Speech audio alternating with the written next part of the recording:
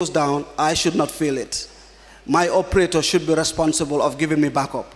As far as the regulation is concerned, every operator should have 50% of their traffic on backup. So we should not be worried about ACE is going down or ACE is on. No, that is the responsibility of all operators. And Pura has indicated it should happen. It was the ministry that was a little relaxed on that so that at least we work on the mechanisms, especially on the pricing. But with the coming in of the new submarine cable, I think we believe some of those things possibly will be a thing of the past, really. So on the policy angles, I think well, we are happy that a divorce has taken place, and of course the decoupling, a new ministry responsible for the digital economy. Because let me say it here before the Ministry of Digital Economy and Communications was established, I think there was a little confusion with also the Ministry of Finance, because we have a sad, in platforms where people will feel since the Ministry of Finance is responsible for economic affairs, digital economy naturally should also be under finance. People had to engage and let the finance folks know that when you said digital economy, this is purely ICT related. So, but with the establishment of this new ministry, I think then that is very, very clear now. So I think to achieve the entire digital transformation agenda, a lot has been done before, but with the coming in of the new ministry and keeping in view of time, I think what we are doing is, you have the ICT for Development policy that was developed, which is the clear policy guiding the digital transformation agenda. So, and then it's already a few years into implementation. So we are taking stock. The plan is by next year we should do a midterm review of this policy in line with the current realities, especially with the coming in of a new minister who is, very technical and knows what he wants. So the direction has been really, number one, how do we achieve effective and robust payment systems in the country? We all sit together and express the frustrations in how do we achieve the e-commerce industry here. We have a lot of wonderful companies, startups here and there. So many young people that are selling, even creams, facial creams and online. But regarding payment issues, we all have those challenges really. As vendors and as consumers really, how do you pay for some of those products? So effective and robust payment systems is actually a key priority of the ministry, apart from reviewing the ICT for Development policy, looking into a data center. Up to today, we are co-hosting with Jata here. He's our landlord. He's the one hosting the e-government data center for too long, and in fact, we are not even paying him his utility bills. So he's hosting us at no cost. But we have to look at the realities. For too long, we have been doing it, and all the time it fails. The reason why you engage government officials and they give you private emails is because as a ministry, cabinet wants to enforce an email policy that will ensure that all government officials use official emails. But as a ministry, technically, I cannot advise my permanent secretary to agree to that, or the minister, because I know technically I cannot assure the users 100% uptime, because we have technical challenges. So we need to look at some of those things. So this is why the data center we feel is very, very key. And when we talk about data centers, we want to establish tier 3 and tier 4. And since we are in a private sector forum, I want to indicate as a government, we don't want to be in the forefront to do this. What we want is private sector-led, PPPs. This is what we are looking at. The private sector has the big box. Come on, let's come and engage. And how do we establish this? Because for us, the important thing is how do we transform this country? How do we achieve the critical enabler 5 that was in the previous NDP? And how do we achieve the priority of the new recovery focus NDP? Because ICT now is actually going to be a priority area instead of critical enabler. So to achieve all these things, a lot needs to be done really. So on the policy angle, we are actually doing a lot. I know sometimes people are a little impatient and they would say it's very slow, but from the side of government, we know a lot is being done, but a lot also needs to be done. At the level of regulation also, PURA is trying to review their regulatory instruments. The PURA Act is being reviewed, and also the law governing the sector, the IC Act, is currently being reviewed. In fact, as we speak, we are expecting our first draft submission from the consultants to come as early as next week, so that at least we will look at it. And obviously, the stakeholders here, of course, will be because this is the law governing everything we do here. I have a lot to say, but I don't know if time permits me. Yeah, no, it doesn't. Yes. No, because I really want to get to Mr. Landlord here, Mr. Salih Fujata, at the Accountants General. We know that the department is the largest employer, we might say, because you guys manage every civil service payment. But when we talk about data, most people don't even trust some of the infrastructures that we have in place. As a government department that's basically responsible for the entire civil service, what are the infrastructures in place to make sure that data is properly managed? Well, good evening once again. The Accountant General's Department has been on this transformational journey for a very long time, since 2006 to date. You know, when we got our first IFMIS project sponsored by the World Bank yet again, and since that project started, we've got state-of-the-art equipment, really. And by that time, we were not connected to the internet. We had a closed-loop system, a private network, where only government departments are able to access our servers. So time went on. We decided that having a closed-loop system is really outdated. You know, you cannot just keep everybody in one place and lock them down. You got to get out, and you have to reach out to the embassies, to the sub-treasuries, to agencies, and all those people. So, you know, we upgraded both software and hardware. And we had these, yet we bought new servers again, you know, Dell powerful servers. We have powerful firewalls, and, you know, all the network was in place. The only thing that was left, of course, was the internet. We started by buying a bundle from Gamtel, which did not solve our problem. So the good gentleman here came to our aid. So that's why I cannot give him a bill. I cannot give him a bill because he's also giving me internet. Basically, Moesi is giving us internet to connect all our embassies, all our governors, the sub-treasuries, and even some of the subvented agencies right now, we are connecting them using VPN. So everything is digital certificates and firewalls.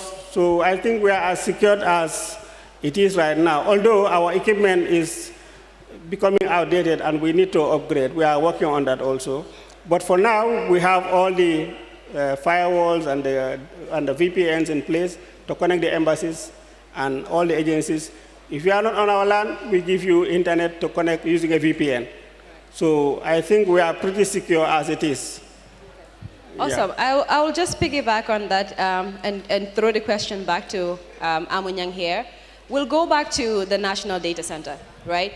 Because the reason why most of the data that we have is fragmented is because we can't even enforce people to have their solutions hosted in Gambia. Right? So all these important data collection exercises that are happening. So I mean, just when we were having the discussion about the data privacy bill, people had concerns about, okay, who's doing the national birth certificates that are being digitalized now, right? People also had questions about, okay, what happens when Simplex decides the contract is over and they're moving away, right?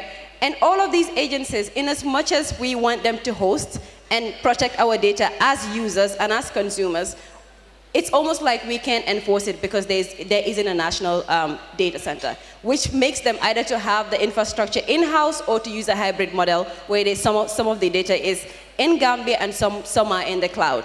So just piggybacking on what he's saying, being also as the biggest employee and handling almost, all the civil service, how are you making sure that you collaborate with them to make sure that the national data center is actually of reality? Finally. We can keep it short because we had 10 minutes. Did you say the national data center of who? The Gambia.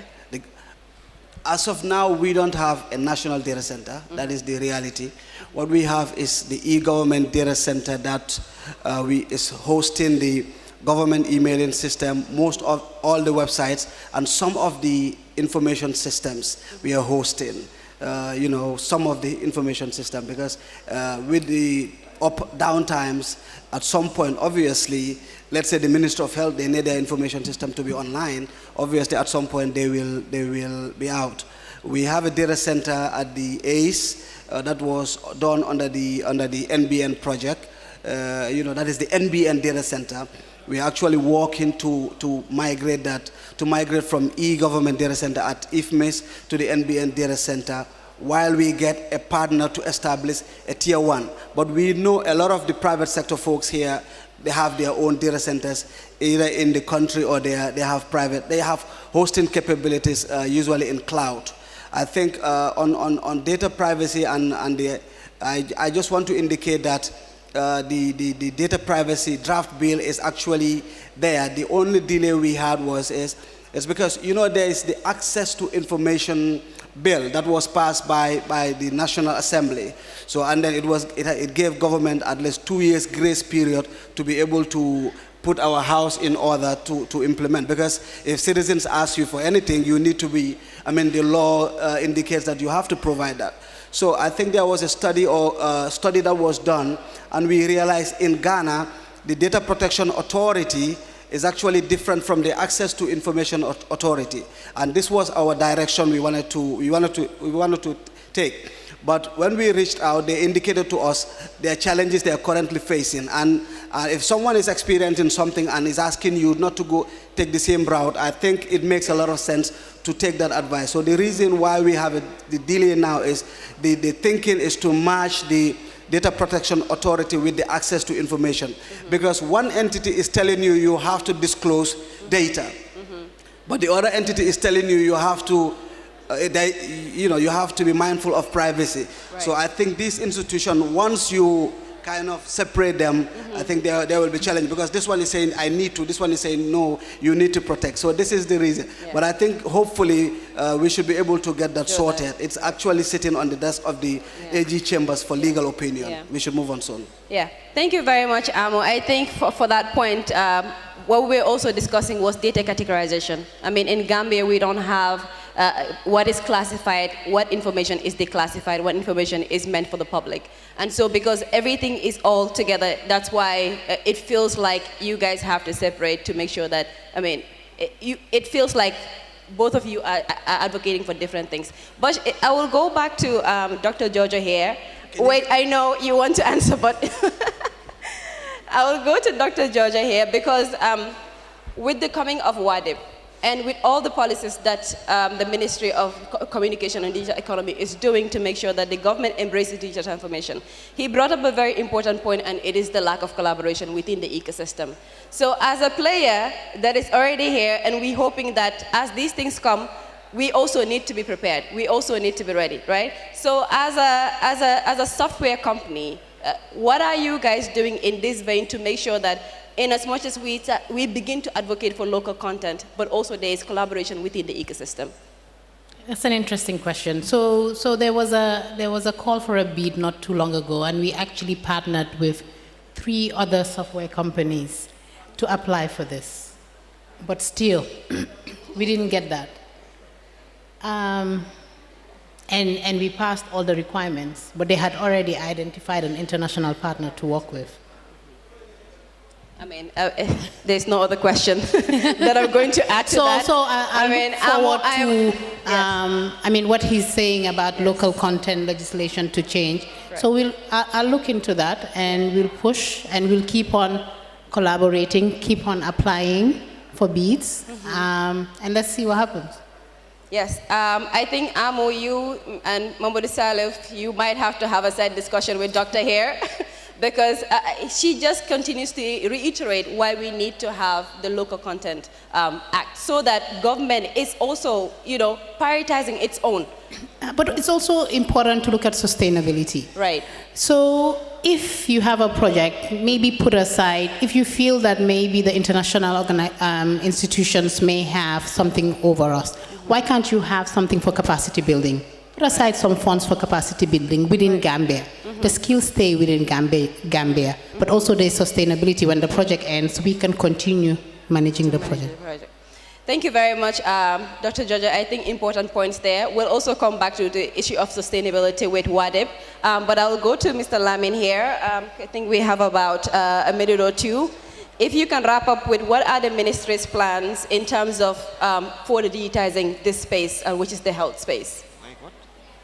The health sector, because we already see you guys are doing great work with the QR codes and helping people get their results on online, and people basically with the birth certificates and all of that, and it's a good initiative. These are good initiatives that you guys are doing, but we also want to ask you guys, what are the plans for digitizing overhauling the entire healthcare system? And it's not just something that is happening within the campus, but it's decentralized as well. Okay, thank you so much for that question. This is very interesting. Like you said, at the ministry, we are working very, very hard to make sure that we have proper digital systems in the country. And one of which, we even working with the INSIS Global through a partner to make sure that we have the ELMIS, which is the electronic medical systems. And also we have in this digital birth certificate, which we are doing right now to make sure that everybody in the country, we give you a digital birth certificate. One thing at the ministry we do, we make sure that whosoever we are working with, like the international partners, we make sure that we be in the control of our systems. We make sure that, because we are doing cloud hosting, whereby we are hosting all our systems there, so this is purely managed by us. And we make sure that we have access to our servers. We can do SSH the servers anytime, anywhere. And if there are any problems that is coming, like any security vulnerables, we make sure that we'll be alert to make sure that we know. And also we make sure that we are super users to the systems. We control our system. But you can be there, and the key important thing we also emphasize on is the capacity building. Right. We make sure that you transfer all the capacity to us. Maybe at the end of the contract, we make sure that we continue with the things. So then we can say, bye-bye, that is the end, then we continue with our work. And she is here, she's a witness to that. We work with INSIS, and every morning, my alarm will come, server administration, we need to do developers training, and I have to wake up and work on that. Yeah. And along the way also, we are working on this EMR, which is the electronic medical record systems, because this is something which the World Bank has funding to make sure that we do it, and we really want to make sure that we digitalize their hospital, because it is very difficult nowadays. You go to the hospitals, it's all paper basis, and everything is like that. But we want to make sure that we have these things set up. The World Bank has already the funding there, and the minister now is trying to push it, which is also include telemedicine projects. We want to make sure that we have more of E than that. Even human resource management systems, we are trying to work on all these things. So as at now at the ministry, the teams were very busy trying to make sure that we digitalize everything in the country. And so please don't be scared. Go and get your birth certificate. We make sure that the security is there. Though there is no system secured in this world, let us all know about that. No system is secure. We all do our best. But if hackers, they want to hack you, they can do it. Well, so, but at least we do our best. We're not encouraging that. Okay. But we'll hand it over to Doctor to have what he was saying. Okay, awesome. So we'll hand over the mic to Mamoudou Aliou here before we take questions for just a minute. So Mamoudou, anytime Gambia has a project, one of the biggest concerns is sustainability. How is the WADIP project making sure that this project just doesn't become another lucrative project, and when it goes, everything goes? Okay, thank you for the question. The project has activities, and the project has implementing partners. every activity has a particular implementing partner who is a direct implementer. The project is more of a coordinating unit. We have PURA, we have the ministry, we have central bank, and the data protection authorities to come in place, and the JICTA, so once established, once operationalized.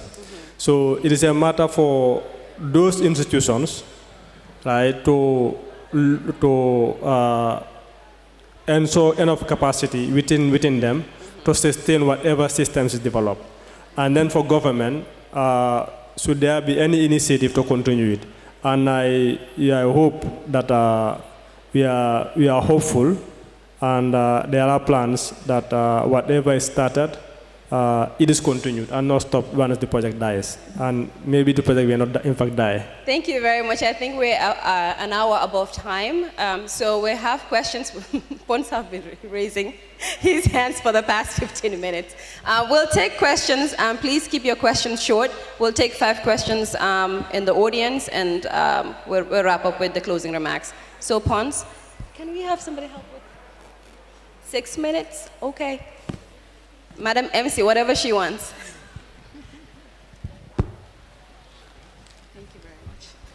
Thank you very much. My question is to Mr. Lamina, the Ministry of Health. It's great doing digitization, and all what the ministry has done has been great up to now.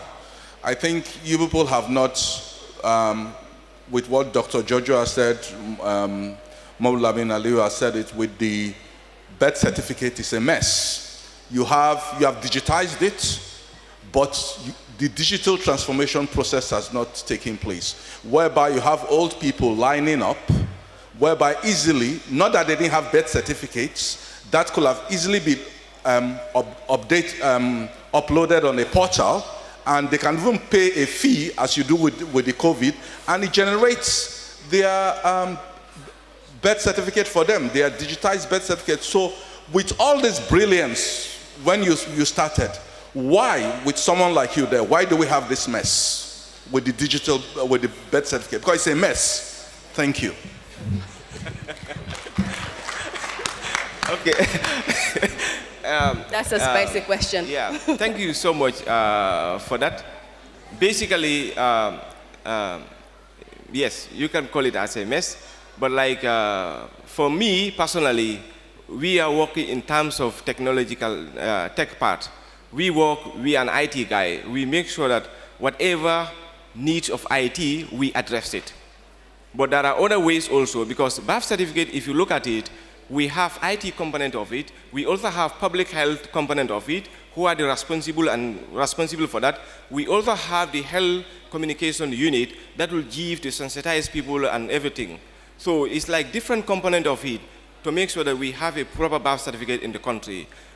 My role and the ICT, as an ICT, we want to make sure that we have a proper system, secure systems, and we also want to make sure that whatever we do in terms of technology, all in place. So, but these are some of the things which at the ministry, they are trying to address to make sure that some of these things that are going around, we try to address it.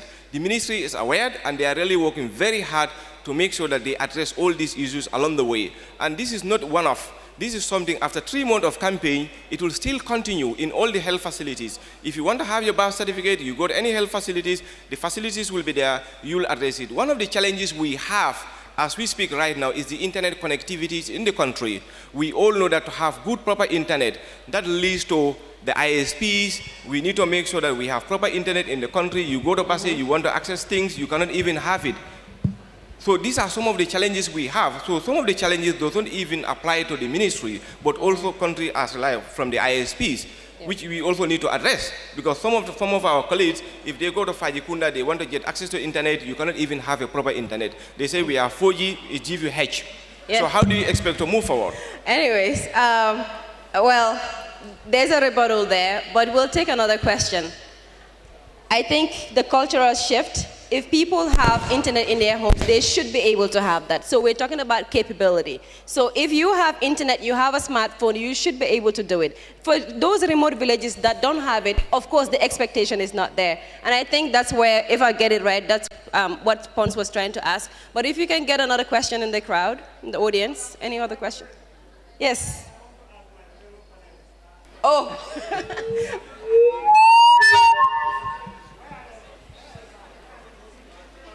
The question is, where is the Ministry of Health hosting? A minute. No, like I said, basically, if you talk about cloud hosting, my house, I can have a server there called cloud. But like I said, what we do at the ministry, we having these cloud hosting companies, which we work directly with. We sign an security level as SSL with them, and we also make sure that we do the setup together with our partners. She's a witness to it, and we make sure that it's in the cloud, basically, because no, it's in abroad. Okay. But I don't want to talk about certain things. But at the beginning, we are hosting with the EMIS. You know about it. So. Anyways, I think the government can have their fist fight right after the panel. But we'll have a side discussion on that. We'll take another question in the crowd. Ajifama?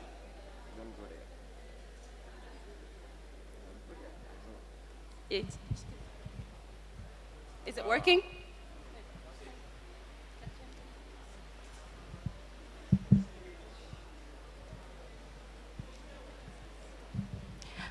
My name is Ajifama Job. I am a final year computer science student. So I have a question for Wadib and the director of Minister of Digital Economy. Since we are talking about last mile connectivity, and we know that Gambia is one of the countries that spend significant amount of their income in internet, and we want to reach people from the rural areas, and we know how the economy of this country is. How are you guys planning to regulate that? What are the policies in place for the MNOs and other ISPs that internet is affordable to everybody, leaving no one behind? What are the policies in place? I think Jalo is a specialist of the project now. He's trying to tell us that this is a policy decision. This is no more my problem. So I think the reality is when you look at the licensing conditions or the cost of getting licenses, sometimes you have incentives for people to really concentrate as rural ISPs. So as we have those incentives for people to really apply as really rural ISPs, and they will pay less license fees and they have more incentives. But the reality is we don't have anything like that in Gambia. There is no ISPs that is wholly rural. All the ISPs are ISPs that should be deploying countrywide, and they should pay the general fee. What has been happening is, when we did since this policy decision, government took a loan from the Exim Bank of China and implemented the National Broadband Network. And when the National Broadband Network was implemented, that is a $25 million loan. And then that was a middle and last mile. So what happened is the 900 kilometer of Echo One fiber was expanded by an additional 400 kilometer. Let's say in a layman's town, the pipe that was on the main road was actually taken from the main roads to the towns. So it should have actually, what's important now is to take it from the towns to the villages. So in some instances, it's actually last mile, but in most instances, it's middle mile. So when government does that, it's like you actually bring it closer. The expectation is for the private operators now to actually tap into that and actually deploy it to the customers. Like Jalo indicated earlier, remember a few years ago when we reviewed the pricing on ACE and Echo One, that resulted to about 50% decrease in the cost of data in the country.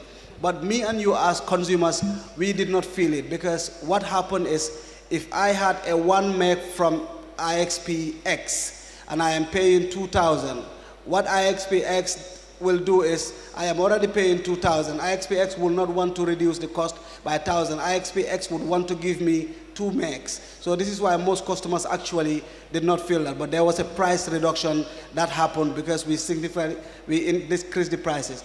But again, I want to indicate on record that as a country, our prices are still very expensive. Yeah. And as a ministry, we know, and we are fighting with the Ministry of Finance to make sure that some of these things are reviewed, because we want people to get these things, but Ministry of Finance, obviously they would want their money in their pockets to pay our salaries at the end of the day. Yes, so this is a policy decision from different angles, really. Yes.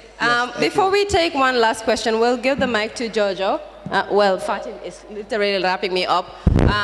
But I think also the panel, just because we don't have an ISP, you know, I would have loved to have one so that they could really defend. Yes, sir. Sure. So I'm saying this on behalf of INET, INSISNET. So with regards, if the for instance, let's say, like he said, what he said was exactly right. The private sector have a role to play.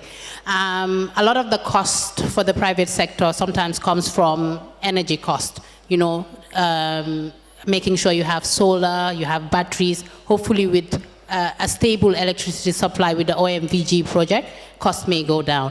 The government should also look at maybe reducing the transmission fees for some of these telecoms. That's also something else that can be looked at. But I also know that there's a particular quota for social services when it comes to educational services, hospitals, so they're supposed to get some discounted rate. So I'm doing some research on that. So I'm gonna engage Pura, so hopefully we can also push that, that can put energy prices down. Thank you very much. Madam MC here is wrapping us up, so I'm sorry we can't take any more questions. But all of the panelists are going to be sticking around, I mean, because we have the award ceremony coming up. Make sure if you have any other questions, you can engage them on the side, and they will hopefully answer those questions for you guys. But I'll just want to give just my panelists to wrap up by saying last remarks, 30 seconds each. 30.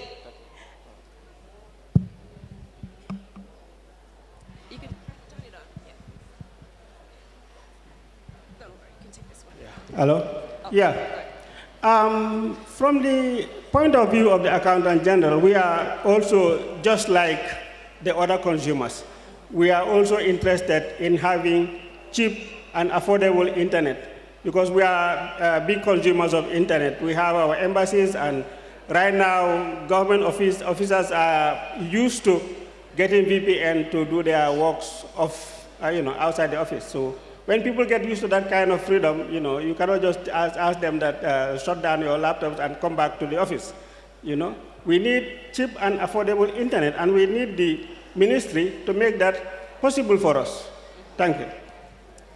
All right, Amu, last remarks. So I think we are committed to that. I want to say that because when it comes to government, currently we are pumping 100 meg for quadrangle.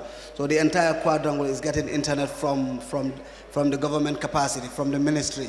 And the idea is a WAN is going to happen, a GovNet, like one big infrastructure for the entire government, which is actually going to be from the government capacity. Because like the Wolof say, ku am kudu dulaka. You cannot have capacity and still pay in internet. A doctor here will not like it, representing INET, but that's the reality. You cannot have capacity and really pay. On a final note, I want to say as a ministry, we are committed to the digital transformation agenda, and we are committed to supporting private sector development, especially startups, especially digital literacy. We are committed to these things really, and we encourage ITAG, because ITAG is a key partner of Jallo's project. Yeah. I think he will say that in his closing. But we are committed to transforming this country, really. Thank you. Thank you very much. Thank you, Madam Moderator. For a final note, techies and all of us in the digital ecosystem, let's approach digital transformation in a whole of society approach. And whatever systems we develop, we do, they should be human-centric, they should be solution-oriented, and putting the people first, in a way that we will not further the inequalities in our society, but rather work towards achieving an inclusive growth for the country. Thank you. Thank you very much. Master Max? Just to reiterate that it should be a cultural shift, like we said. I know I've talked about government bringing in international consultants, but I also have to comment that there's been some change, and we've been working on a lot more projects, and I think there's going to be more change coming in the future. But also to say, as we're talking now, even in some parts of America, you have remote areas where there's still no internet connection. So not having reliable electricity supply or not having good internet connectivity shouldn't be a reason why we shouldn't have a digital transformation agenda. So there will always be a reason why not. So let's see what we can do with what we have. Thank you. Thank you very much. And okay, last word of the thank day. you so much. Basically, at the ministry, with all our plans and all these e-technologies we are trying to do at the ministry, we cannot do it without the internet connectivity. So all these things require a proper ICT infrastructure in place, because you don't expect that you have a patient from one hospital to another hospital, and on arrival, the doctors want to access the patient information, there is no internet connection. So which means that that's serious thing. So with all these things, before we start, we just want to make sure we have a proper ICT infrastructure in place. Thank you. Thank you very much. A huge, huge round of applause to my very, very colorful panelists here. Thank you very much, Dr. Jojo, Lamin Jata, Mamadou Aliou, Amadou Nyang, and Mamadou. Stick around. All right. Thank you so very much, guys.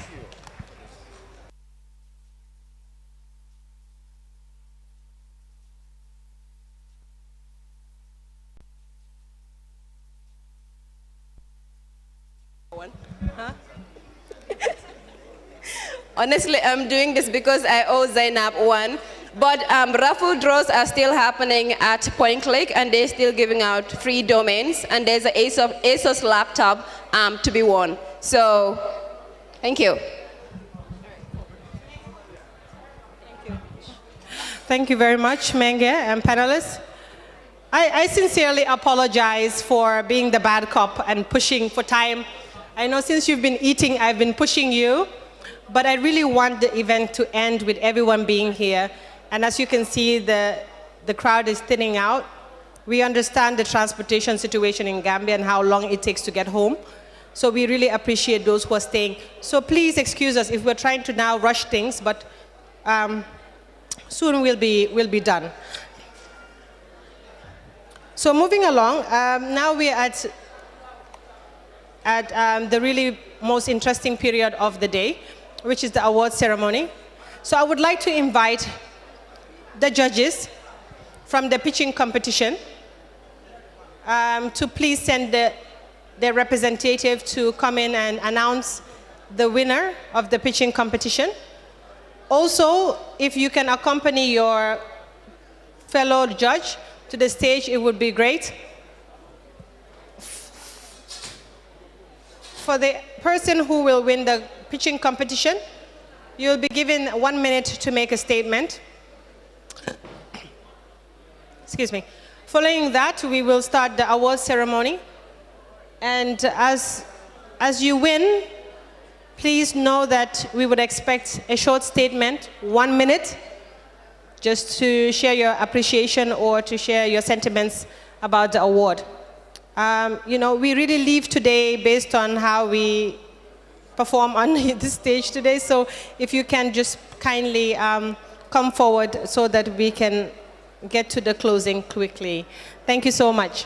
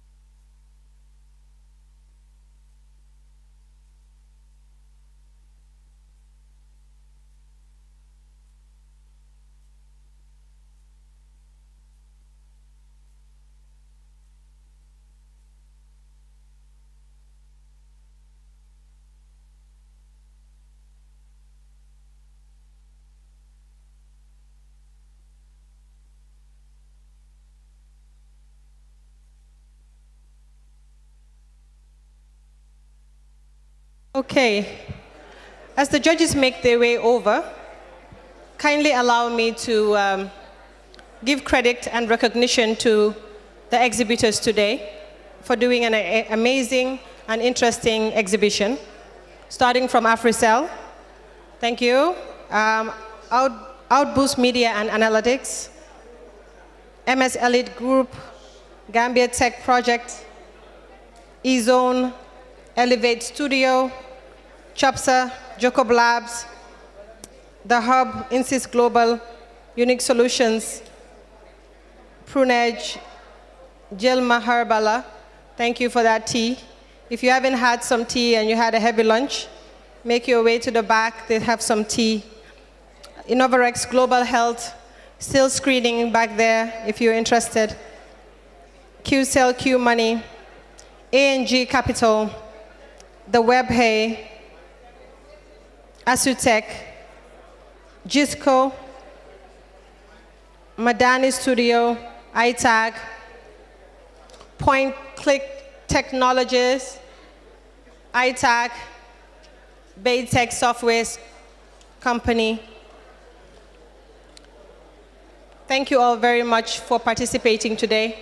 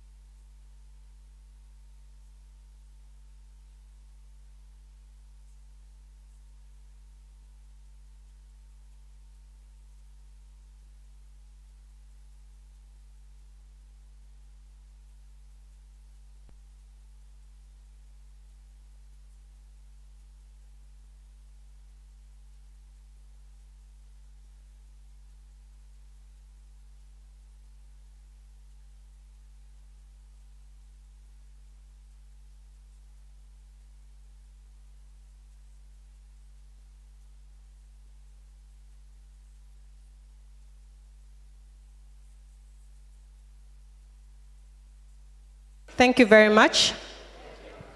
The judges are ready. Thank you. If the judges can kindly come to the stage and present the winners of the pitch today.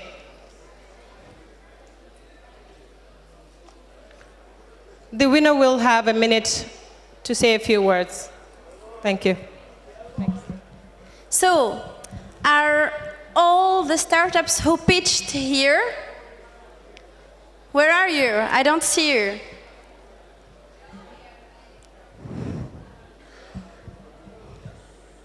Where is Taibul? Where is ANG Capital? I don't see ANG Capital. I'm not gonna announce. Oh, here. Where is Monico?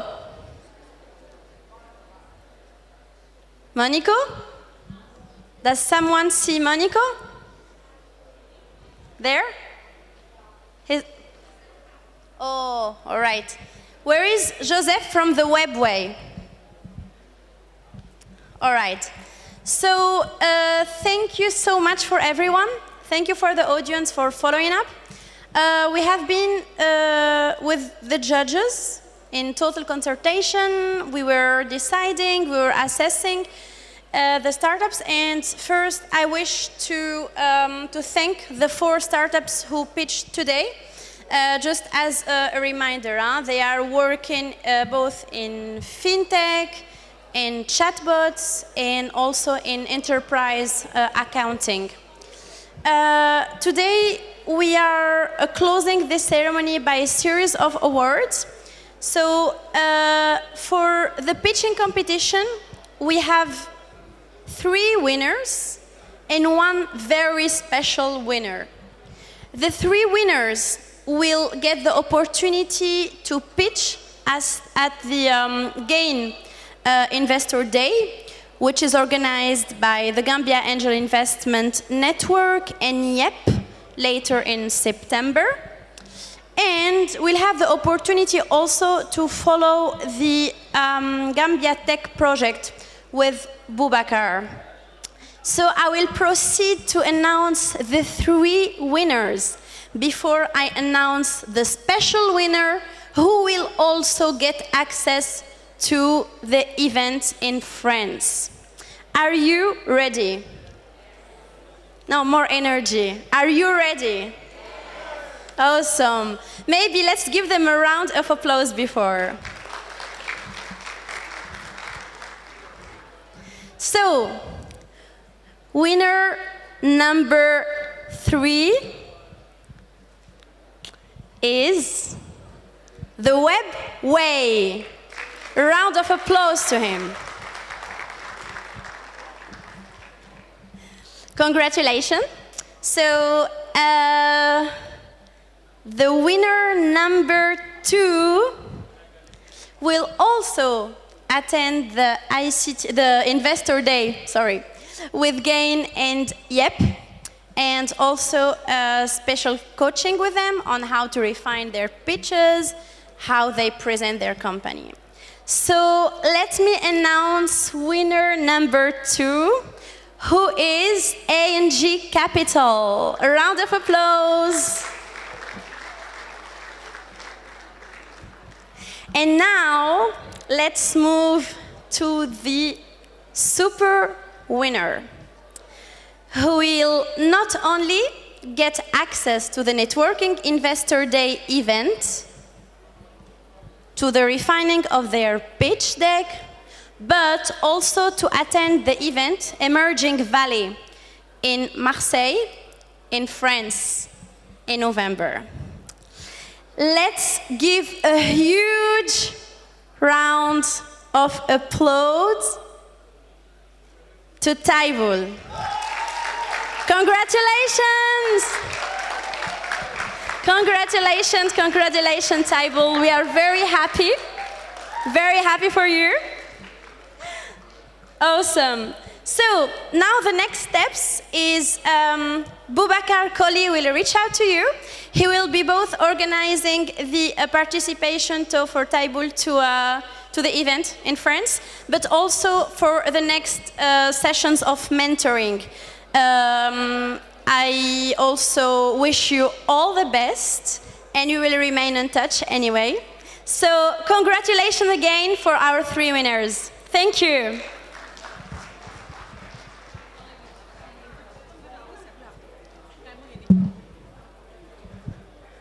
All right. Thank you very much, and congratulations, Taibul.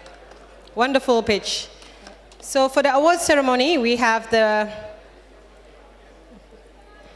pleasure of having our very own president to work out the awards ceremony. Over to you. Thank you, Fatim. She put me on the spot.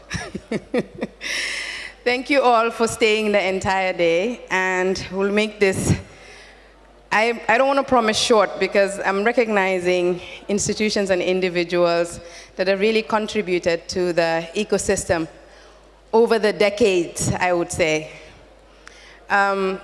So if you've been following the expo, all right, you guys, this is the awards. I really need everybody's attention here, because we're recognizing and celebrating the best of the best when it comes to tech in Gambia. This is the first time this is happening in Gambia, so I need everyone's attention here. And I'm gonna be quiet until everybody is quiet. I am still waiting. Innoverx Global, can I please have your attention here? We have the award ceremony happening here. We're recognizing people and institutions that have really participated in the ecosystem. Let's please pay attention and recognize them and celebrate them. Thank you. Now, if you've been following our social media and our advertisements when it comes to the ICT Awards, we're recognizing 5 awardees today. 5 award categories. We're recognizing the ICT Startup of the Year, the Innovative ICT Product, the ICT Employer of the Year, the ICT Solution Provider of the Year, and finally, I think that's my favorite, because it's very dear and close to my heart. Maybe it's because I've been in the ecosystem way too long. It's time for me to start making my exit. The ICT Pioneer Award. So to give you a bit of a background, the ICT Startup of the Year, we're looking at recognizing a startup, and I'm looking at the technical definition of startup here, an institution that's been in existence for less than, in between 18 months and 2 years, very active in the system, with impact that's felt across the board, across the country. We're recognizing institution that has really played its part in the ecosystem within those short span of 1.5 to 2 years. Active in the ecosystem, has really grown and really has catapulted to where they are today and ready to move to the next stage of their growth. Today, we will be recognizing that startup here today for the first time at the ICT Awards. Again, I'm going to pick on Innoverx. We have a lot of noise coming from your end. Please, let's focus on here, the institution that we're recognizing today, ICT Startup of the Year, Gambia's first open source media production company, impacted creators, freelancers, and startups. It's functioning in marketing and advertising. It has a studio, and it's fusing traditional media and innovative technology to help brand and boost outreach of brands across the Gambia. And the ICT Startup of the Year 2022 is being celebrated for the first time at the ICT EXPO. I need some drum roll, please. Is no other than Outboost Media and Analytics, Mr. Babukar Njai.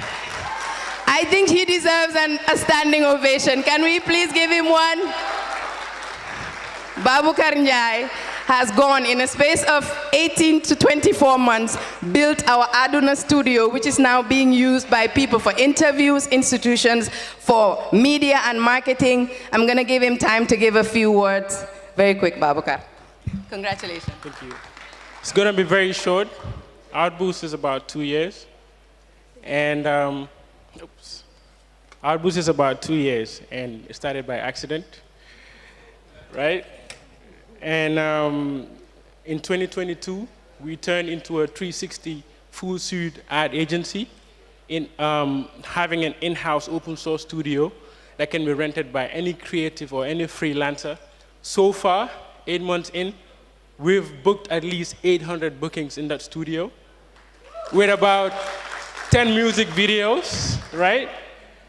we think this is the future, talent, and we want to make sure that we're no longer just impacting businesses by also bringing in young people who have just graduated, are looking for something that they would like to do. We open their space for them so that they can come and basically groom the talent that they have but they don't know, right? So we believe that young people are the future, and we're making sure that we're no longer just making money, but also impacting our ecosystem. We believe that this is the first time that an open source studio is happening in Gambia right now, and we want to make sure we involve every youth. Thank you very much. If I can do it by accident, you can do it by plan. Thank you, Babukar. Can I have Mr. Amadou Nyang up here, please, to present this prestigious award on behalf of ITAG?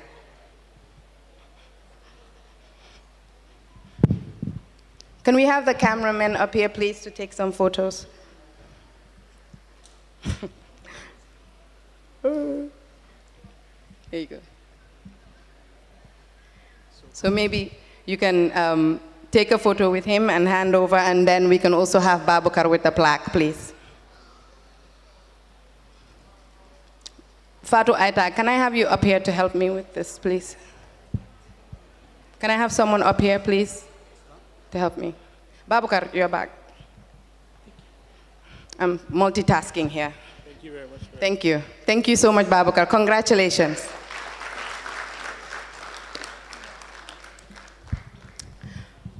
You can just, yeah. All right, thank you. All right, next we have the innovative ICT product.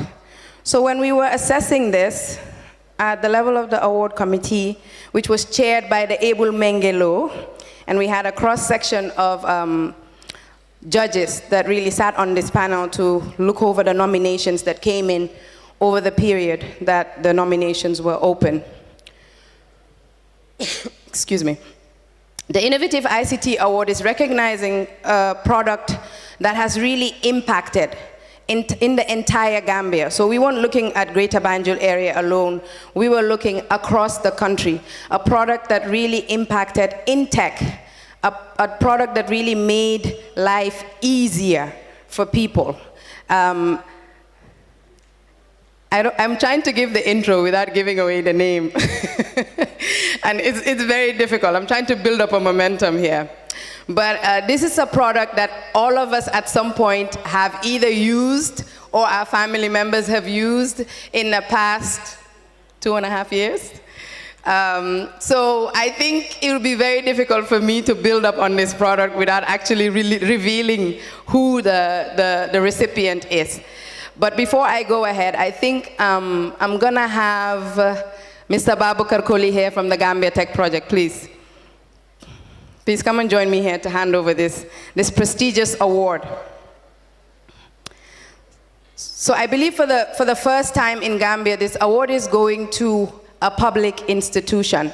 And this is because of the impact this institution has had when it comes to this product that they have released that really, truly made life easy for Gambians. It made this product specifically more accessible to people specifically outside the Greater Banjul area. It made it easy for them to be able to access online or via other media this specific product. It's innovative, it changed lives, and it's truly impacted globally. I would like to invite DPS Karamba Keita from the Ministry of Health. The Ministry of Health will be receiving the Innovative ICT Award for the work that they have done in the COVID vaccines QR certificate. Can I have a raise of hands? How many people have used this certificate in the past 1-2 years? Your family in the provinces being able to go for Hajj, to be able to print their COVID certificates remotely. Mr. Karamba Keita, DPS Technical from the Ministry of Health, if you would like to give a few words. While I get there. Good evening all, and I want to say I'm very much excited and quite very happy on behalf of the Minister, the Honorable Minister, and the entire Ministry of Health for this award given to the Minister of Health. I think I would say this is quite a very good and welcoming gesture, and which is regarded as like if somebody is doing something good, you give a tap on the back to say, hey, you are doing good. I think that also makes the person happy and try to do it better. Like she rightly said, the whole world is moving digital now, and this is why I'm sure even a question came here regarding the e-birth registration that is going on at the moment in the Gambia, and that also is going to benefit the entire nation from the newborn to the most elderly in the Gambia. And then all these things are done to be able to make life easy, because with paper-based we have realized quite a lot of shortcomings in terms of even retrieving your birth certificate if it got lost or whatever happens to it. So you can see now the Ministry of Health, not only the COVID vaccine, but we want to try as much as possible, even in our hospitals. We are trying to come up with an e-recording system so that when people go for their medical records, it will not be a nightmare to be able to track these records. On that note, on behalf of the ministry, I once again thank ITAG and the group for giving this award. Thank you very much. Thank you, Mr. Keita. Please go ahead and receive your award.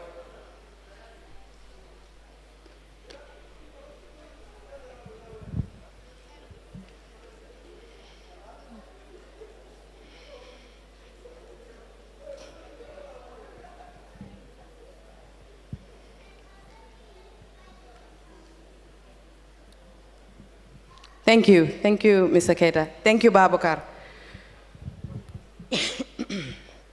All right, next we have the ICT Solution Provider of the Year. Do I have the right one?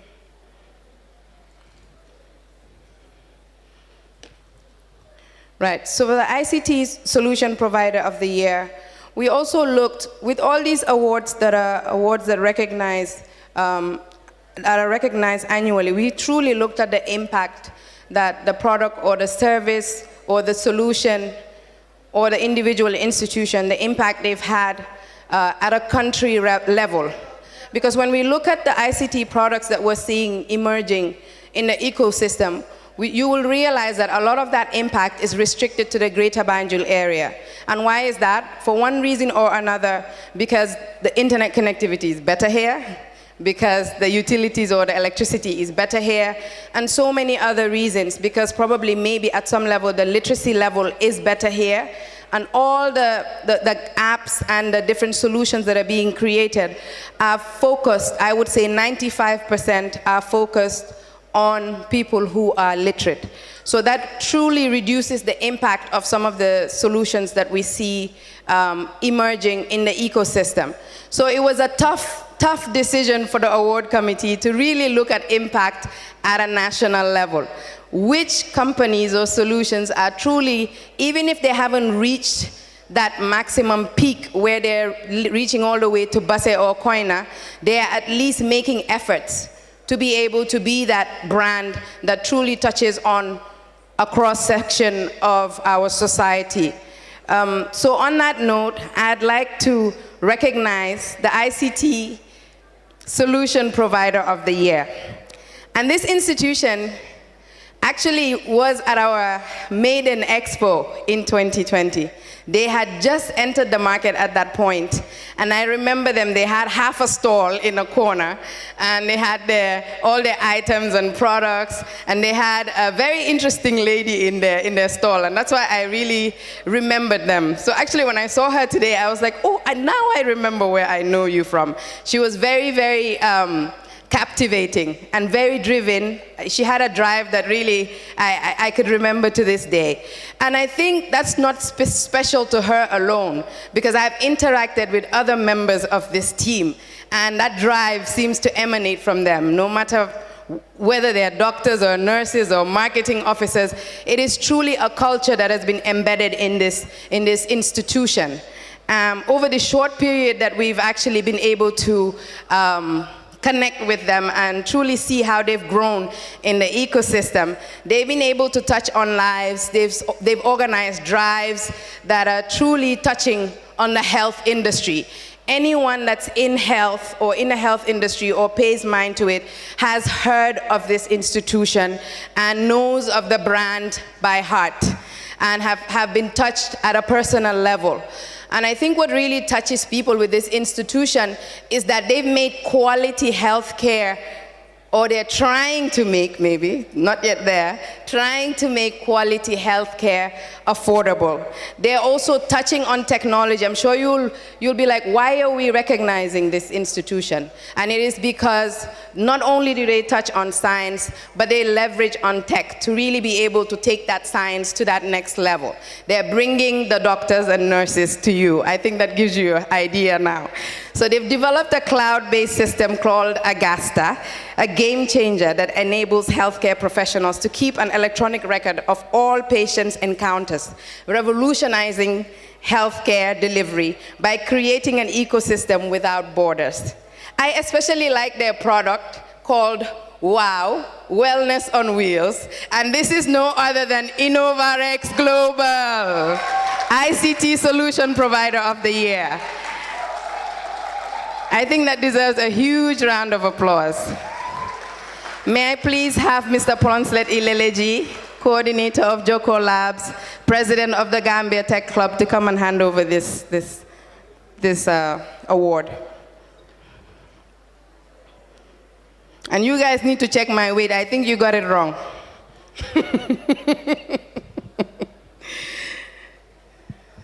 Mr. Jagan, if you'd like to say a few words. Yes, thank you very much. Good evening, everyone. My name is Jagan Bankinjai, Operations Manager for Innoverx Global Health.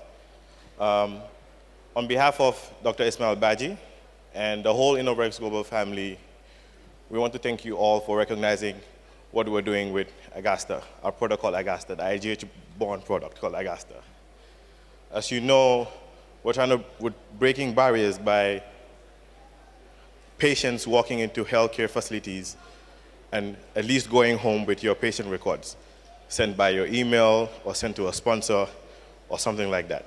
Basically now, what us Gambians are used to is a patient walking into a healthcare facility and either one, your health records are lost, they can't find it, or it's nowhere to be found, or they don't even know, or you've registered in the system before, but for some reason it's nowhere to be found. With Agasta, everything is saved. From Banjul, any doctor that has access to Agasta, even in Basse, can easily log onto Agasta and have access to your patient records, which makes work and life easier for healthcare professionals in the Gambia. So we want to also thank ITAG for recognizing us in what we're doing and what we're trying to do for the Gambia. Basically, thank you very much. Congratulations, Jagan and team. You have a very active team, huh? I could hear the screens from here. Well done. Thank you, Pons. Thank you, Jagan. I was going to steal it. All right, we have our fourth award now coming up, and that's for ICT Employer of the Year. So, when we were looking at this category, usually at international level, the first instance is to look at the size of the company. And the award committee had a very tough decision because that was just a given who we was going to go to when they were going to go for that as a number one. So we also balanced it with different things that we thought were important when it comes to an employer. We also looked at their track record when it comes to how they've supported potential employees like interns, how they've truly developed a culture of nurturing talent within the institution, and also how they've grown, blossomed, and truly scaled when it comes to being an institution, and with that scale, truly bringing talent, developing talent, and nurturing that talent within them, especially focusing on Gambian graduates. I think for me that was really what was key in the award committee coming to this decision. All right, I just wanted to test to make sure everyone's listening. All right, great. All right, I know you guys are tired. I'll really get this over and done with. But this award is going to an institution that has been there for the past maybe 10 years. But I would say I was there when they were crawling. I was there when they started walking. And I was there when they started running and truly making progress in the ecosystem and impacting so many young lives. So this is an institution that truly nurtured, internally nurtured talent. They brought in students from the universities. They took time and effort in developing. We all know as employers how difficult it is to develop human resource internally, to really dedicate your time and build those resources, and then to see them go away to other companies, which is very difficult and painful. But yet still, that doesn't stop you. You still bring in more young people and continue nurturing that talent. So for me, that really stood out. And I think the award committee, that was really what drove them to this decision when it comes to identifying this institution. So this is an institution that has grown out of its original state and grown into other areas in the tech ecosystem, and other companies were born from this institution as a result. And what we loved most as an award committee about that is they carried that culture through to those institutions, building and nurturing young talent, and truly, I would say, they continue to attract very talented young people. I'm always tempted to poach their staff. Just last week I told Jojo, where do you get these people from? You see, I slipped. I've already told you who it is. So this institution is no other than, that was on purpose, no other than INSYS Global. Mrs. Jojo Nur Tambedu, please, she wants her team up here. The INSYS Global team, come up here. ICT Employer of the Year. I want a standing ovation, please. We're all ICT employees. A standing ovation. If you're not an employee, you're an employer. Mrs. Jojo Ndu Tambedu and her amazing team, which I'm always tempted to poach, INSYS Global. Well done.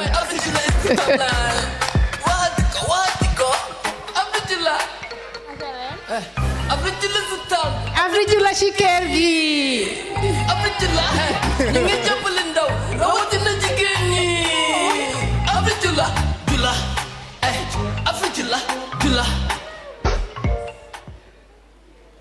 Thank you, everyone.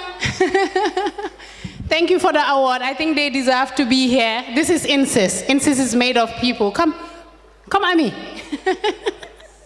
She wants to be behind the camera. And I always say it's the people that make INSYS who we are. I'm standing here today. I saw Jagan, I saw Kumbel, I saw Menge, I saw Babukar. They all came from INSYS. Wherever you see someone from INSYS, you recognize them. I call them the INSYStians. The culture in INSYS is amazing. It's fast-paced. You are forced to learn as you go. Every day we come in, it's like home away from home. We have fun, but we work very hard. So I want to commend the team for their hard work and getting us this far, and to ask them to keep on moving. They're superstars. We have brilliant engineers. We're just supporting them. They're the superstars. So well done, team. Congratulations. HR, you want to say anything? Ami? Anyone wants to? One of the engineers, Cherno. All right, thank you for the award. Thank you for choosing us and the recognition. No. You guys are going to receive the award together. You came up here dancing, you're going to leave dancing. I'd have Miss Haifa Ben Salem from ITC, just in yesterday from Geneva. Haifa, please, if you could like to hand over the award to the INSYStians. Congratulations, Giorgio and team.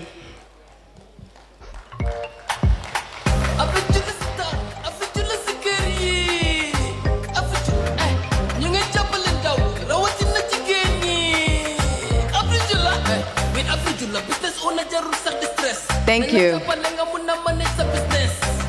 ma am na fi nga mën a amee loon Afrijula noppale te wóor with Afrijula mën nga jënd jaay sa business online boole xeli combine Afrijula is top line.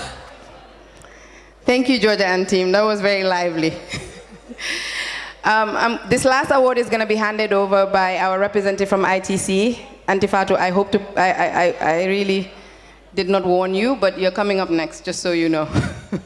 You'll be handing over this award because this is the most prestigious award, I would say, individual award for tonight. Antifatu Mbenga Jalo from the International Trade Center and the EU funded. Yep, I see you. You can't hide. You're right there. So you're going to be handing over this award for ICT Pioneer.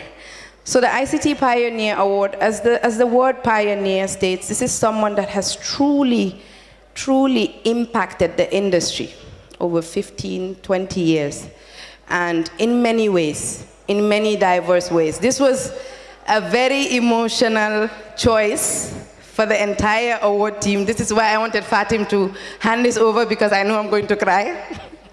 But this individual has truly impacted the industry. I said I wasn't going to cry.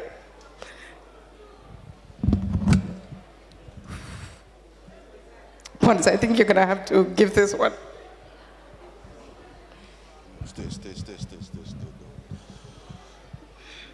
This award means a lot to us. Those of you who were here in 2004 when ITAG was being formed. It was formed in a gentleman. I would say God took him from us in Abdulrahman Toure. There are thousands of young Gambians who have benefited from the work of Draman. We have Draman products in Facebook, in Google. We have Draman's products.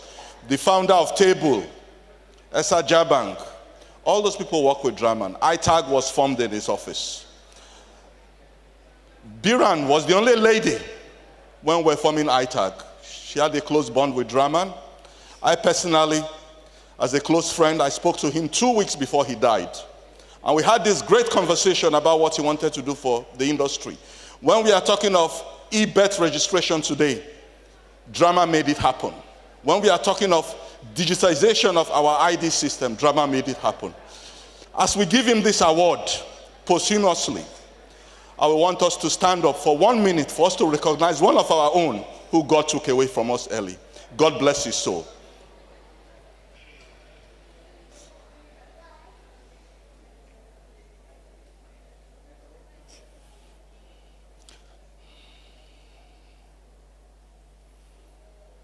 Thank you very much.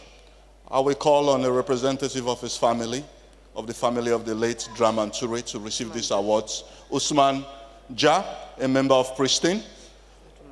And Fatu Mengen, please come and hand this over award. He's very sober. Biran, please say some last words for Draman. No, I think you just finish it up. I think this award is very important for us. There's nobody in the industry, the ministry knows, the government of the Gambia knows the importance of Draman. We all saw how, under dictatorship, he had to flee for his life, only coming back home in the new Gambia, and unfortunately, he died by a stroke. But his work lives on. We are here because of the work of Draman. And I'm happy, Usman Ja, a loyal employee, one of the first employees of Pristine, is here to receive this award on his family. Usman, say some words and receive the awards.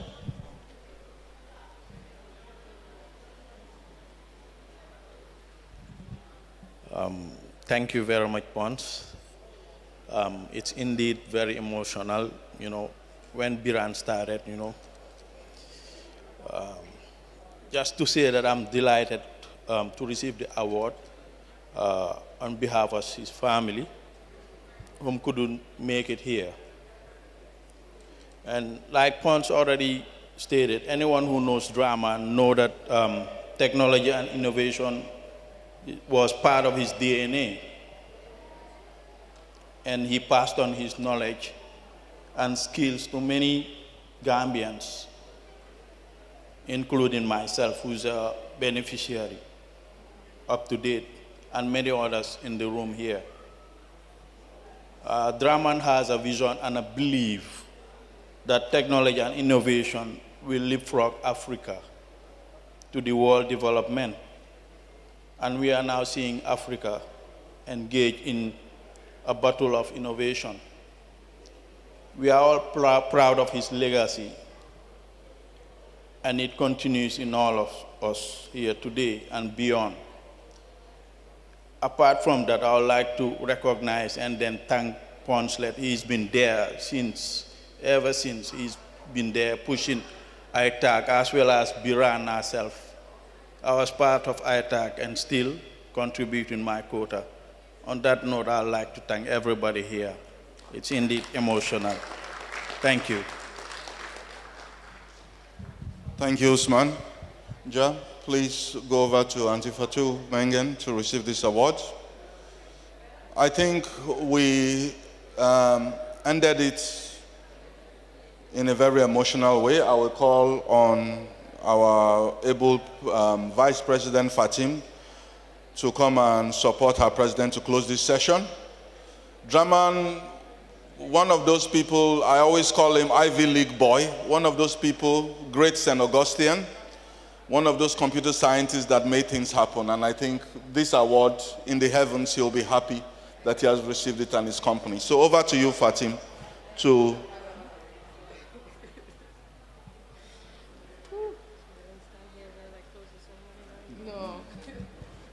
Thank you very much for coming through. Definitely a very emotional moment, an unforgettable person, and his legacy will continue, inshallah. So, alhamdulillah, thank you so much. We have actually come to the end of the program. I think I would be bold to say that it was a very successful and high energy ICT Expo. If you would agree with me, kindly give a round of applause. Thank you. We have seen business-to-business competition with the pitch. We've had workshop forums, which has been very stimulating. We really appreciate the comments and contributions of the speakers and also the audience who shared today their knowledge and experience on subject matters. Today we launched the Ninkinanka Trail and the game today and also hosted a competition. We're not sure who won, but we send our heartfelt appreciation for their participation.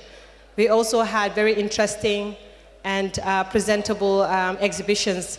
And of course, more than anything, the participation was high, the energy was high, and together we were able to inspire each other.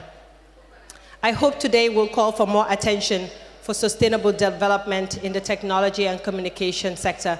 I think really still Gambia, we face the digital divide challenges, the cost of high data, limited access to fintech policies and high taxes, shipping costs now. We have so many issues, but with all of that, we have so many opportunities.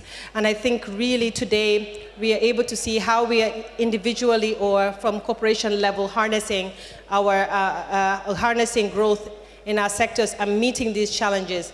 Because really behind every challenge is an opportunity and a solution to be made. So as a nation, I hope that today we'll look back at our affiliation to ITAG, which is the association, the major stakeholder of the ICT sector, and know that with everything we do, we could only succeed through unity.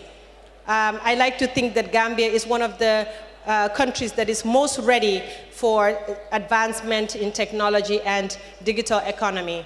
The reason why I say that is because Gambia, no problem. We like things fast, we like things easy, we like things better. So I think we already have the right mindset to build up technology and the fact that we're a young population.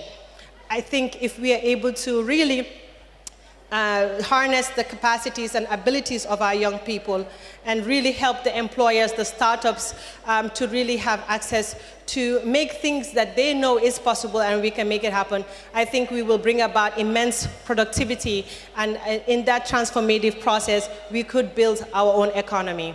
So today we've heard from the ministries. We want to appreciate the government of the Gambia under the leadership of His Excellency President Barrow, appreciate the current minister, wish him all the best and all the projects you have going, especially the data center. We applaud you, and we also hope that you will take PPPs more seriously, because really, as a Gambia, we can really move forward with the business community. And I think if government allows more business people to do the business and they do the administrative and visionary aspect, I think really we have somewhere to go. I think also from today we can learn that as technocrats, we need to be hybrid. And what I mean by that each and every one of the companies here today, we must invest and work on soft skills. Because at the end of the day, if you have so much technology and services and you're not able to articulate, you're not able to share that knowledge, it would be very difficult. So really, as much as we are so proud that we're technical, we should also make sure that we try to grab those soft skills, because it's the way that would really make us marketable and be able to globally participate. Lastly, on my own personal note, I really hope and pray that a revision would be made towards tenders for new startups. As you know, in Gambia, when you look at the papers for opportunities, they tell you you must have 5 years, 10 years experience to apply for a certain contract and job. And so I really think that as the businesses in the technology sector are merging, more opportunities should be given for startups by looking at the all means of awarding tenders and actually opening up opportunities. I think even though I've been in business 13 years, this continues to be a hindrance for many businesses. I think last but not the least, I just really want to thank all those who participated here. And to begin by that, I just want to shortly, we have to mention them, excuse me, mention UNDP Accelerator Lab, YEP ITC have been completely amazing.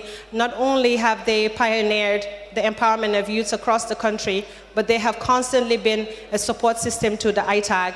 And also to thank Unique Solutions, Gambia Tech Project, the organizing committee. Could you please give them a huge round of applause? If you're out there registering, please come out. We'd love to see you. They're amazing students, amazing, dedicated people who are doing this all for free, so we truly do appreciate them. iMedia, GRTS, all those who are covering the event, the media houses, we truly appreciate the journalists here, the ITAG executive, ITAG staff, the ushers, all the volunteers, and Paradise Suites. Of course, assalamu alaikum, thank you all very much. Have a nice day.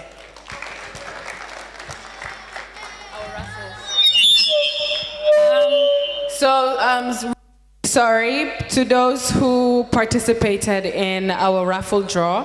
Our 4 winners have been picked. And I'll just call the numbers and you can leave your details at the Point Click Technologies stall. So the first winner will be for the Asus Windows 11, I guess, laptop.